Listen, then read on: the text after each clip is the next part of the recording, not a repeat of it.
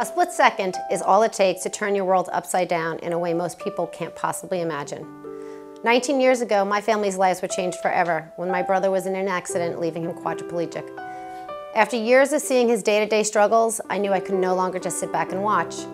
I told him we need to find a cure for paralysis so this cannot happen to anyone else.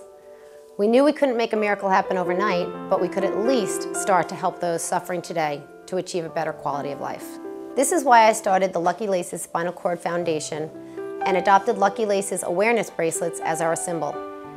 We designed the bracelets for people to wear as a reminder of how lucky we are to have full use of our able bodies. To be told you will never walk again is beyond comprehension. Today in the US alone, 500,000 people live with spinal cord injuries, and a new injury occurs every 41 minutes. I would like for you to take a moment and just imagine what it would be like for you to live your life in a wheelchair. When you're in your favorite restaurant, for example, look around and see if they could still accommodate you. I think you will realize then how much smaller your world would be. Life is hard enough for the disabled without the extra insult of pulling up to a handicapped parking space to find it occupied by someone who is able-bodied and just in a hurry. I can't tell you firsthand what it's like to be paralyzed, but the people you're about to hear from can. Please remember we are all just temporarily able. When I was 25 years old, it was a beautiful morning in April 18th, 1993. I was on my way to a funeral, and a few friends of mine and I decided it would be nice to ride to the funeral because the person who had passed away rode with us. And on the way to the funeral, I was hit by a car who wasn't paying attention to what they were doing, and that's how I got here. Changed my life forever. As a mother, hearing those words, that my son will never walk again, I think for the whole family, there's a partial death. I feel like at that moment, I knew that he lost a big part of his future.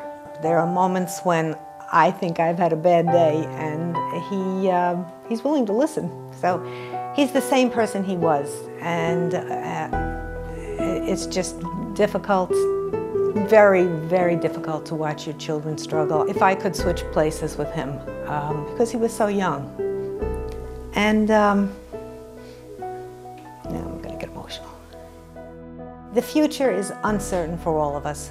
And I'm grateful for the most part, strangely enough, just grateful that we've come this far and that he remains, he's with us.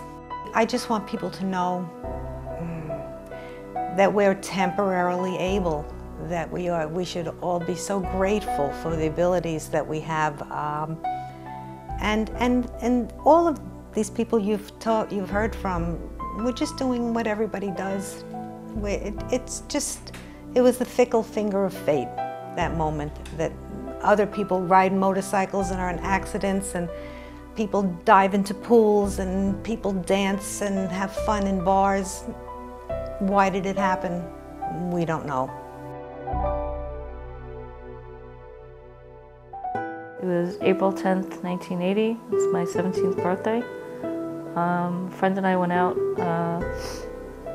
to celebrate our birthday, and we went to a bar and ordered a couple of beers. It was a very freak thing. I got on someone's shoulders, and next thing I know, I was on the floor, and I remember saying, you know, my back hurts, and next thing I know, I was in the ambulance, and I remember white lights, and then that was it.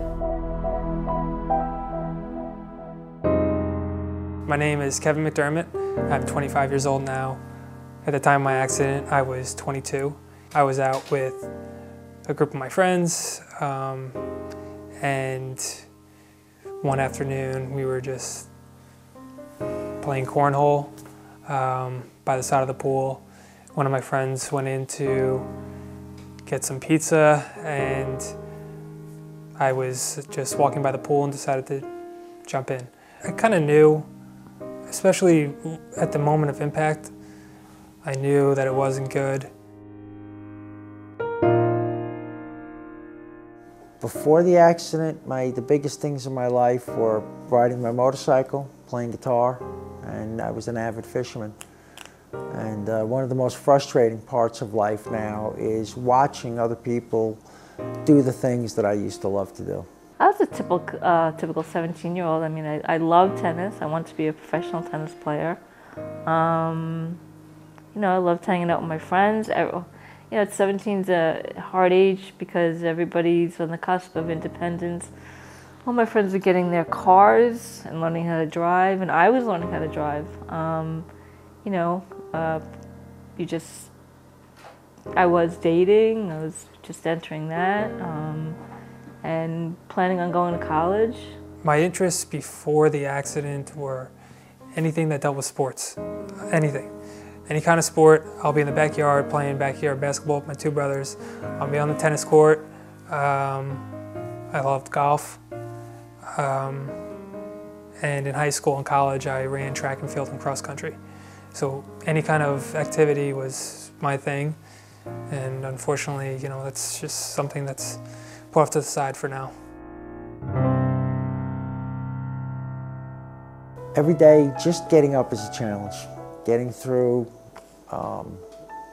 I spend the first 1 to 3 hours of every day with a nurse who helps me shower, get dressed, all of the most basic functions that we take for granted, and I need help doing them, and that's very frustrating to start your day like that every day. Biggest challenges are the fact that I have to rely on people.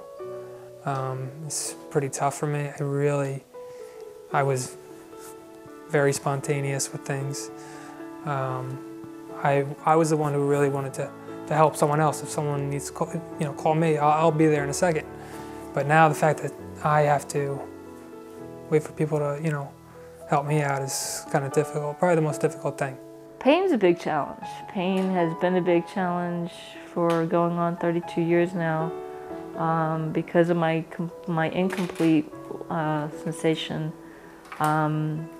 Sitting in a chair for, sometimes 12 to 16 hours a day, it's not natural for the human body.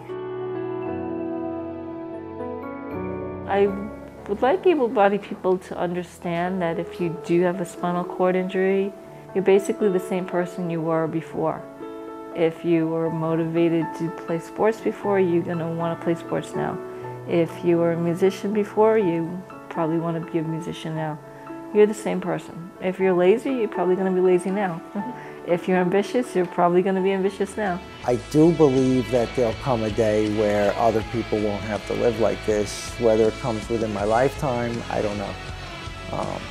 I'm not so much concerned with whether or not I'm able to walk again. I'm more concerned with the fact that other people don't have to live like this in the future.